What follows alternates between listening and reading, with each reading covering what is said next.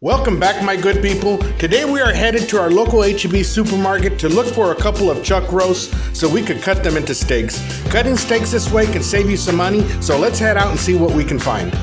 One thing about the valley is there's palm trees everywhere, and we should be seeing the H-E-B sign right quick, and there it is. And we're here, guys. This is my H-E-B. Let me pick up a few items first, and then I'll take you guys over to the meat section. So I'm going to stick up to the girl that always helps me here in H-E-B. What are you cooking? Hi. Hey. I am cutting some onions so I can make some premium smoked sausages. Okay, which ones are they? They're not here yet? I don't have it at the moment just because I just brought out the cooler. So it's to cool. It's not really cool enough. Oh. It is ready for the moment. And so we have a coupon right now. It's $5 35 60 size products. So that works with anything. You know, not just food, toilet paper, like soap, paper towel. Oh, so it has to be like a value size. Yes. I see. Gotcha. Fajita, anything that you can think of that's 60 size. Okay, cool. So we're in the meat market of H-E-B here. Looking at this prime chuck roast. Looking really good. But we got 3 pieces here. This is regular beef. And this is prime. Looks like this one's well marbled. This one's pretty decent. But look at the prime. Not much intramuscular fat. We're going with this one. Okay, guys, so we do have our 2 chuck roast here. Let me put on some gloves and then let's start cutting them down. Now, the left on the left side, the chuck roast is a prime, $6.99 a pound. On the right is just it's labeled just regular value beef, just regular beef. You can see that one has more marbling than the other. Usually, the butcher sometimes will make a mistake, and this should have been prime, but I got it for $5.99 a pound. This is probably prime. You can see some marbling in between, but it's not as well marbled as this one. So let's go ahead and open up this pack, and I'll start showing you what to look for as far as selecting a chuck roast. Now, before we break down our steaks, let's talk about what part of the cow this cut comes from. A whole chuck roll is this whole section of the cow, but we are looking for the chuck roast. And this is only the last part of the chuck roll. This is an area where the chuck roast meets the ribeye section of a cow, and it makes some tender, delicious steak cuts. All right, so here we have both of them. Now, chuck roasts come in all shapes and sizes. If you look at the one on the right, you'll see that the chuck eye right here is pretty small. It's not as big. So then you look at this chuck eye and look how huge the chuck eye is. And then the Denver steak is small. This Denver steak is huge. So that's the difference. I mean, if you really like chuck eye, you're going to want to get something as big as this one. You know, that's a huge chuck eye and small Denver steak. So I didn't explain that this chuck roast does have 2 steaks in it. So this is the chuck eye, and this is the Denver steak. The chuck eye is also known as the Delmonico steak. But we're going to cut them down. I'll show you how to do that. This is also used as boneless ribs, country ribs.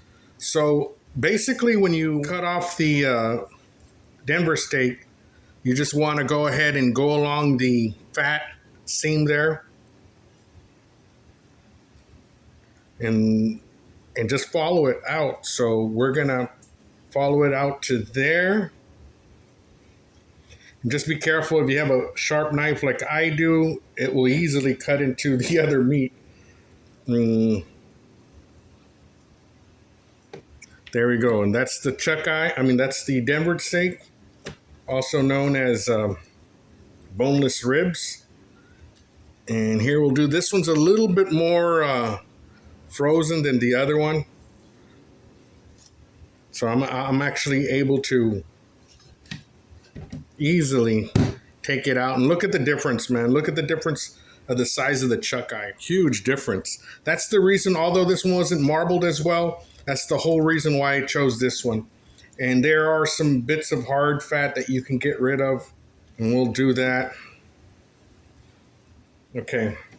So basically, you're going to want a long knife. I'm going to go ahead and get my brisket slicing knife, and we're going to cut these in half right through the middle and make 2 steaks out of it. Okay, guys, here I am back. And go ahead and try to make it even as possible.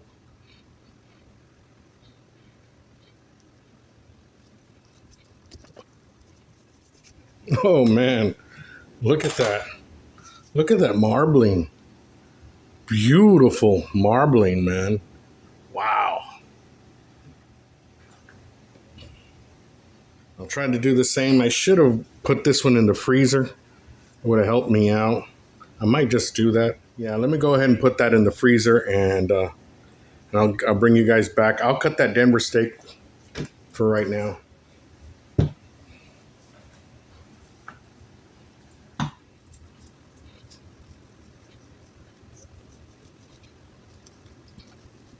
This is still a little frozen, semi-frozen. And there you go, man. Look at those 2 pieces of steak, Denver steak. Beautifully marbled. Almost looks like Wagyu, man. Okay, so once again, Denver steak and chuck eye steak. What a beautiful set of steaks there. All cut from the chuck roast, boneless chuck roast. So make sure you look for that in your supermarket. Don't get the bone in, get the boneless. Okay, so as we're waiting for the others to freeze up, I'm going to go ahead and prepare these. I could have cut into some of this hard fat. I'm going to leave it on for now. I like the way it looks. So what we did is we drizzled some avocado oil over the steaks. We're going to go in with Grillaholic salt, pepper, garlic rub, twisted SPG. And we'll go ahead and season both sides.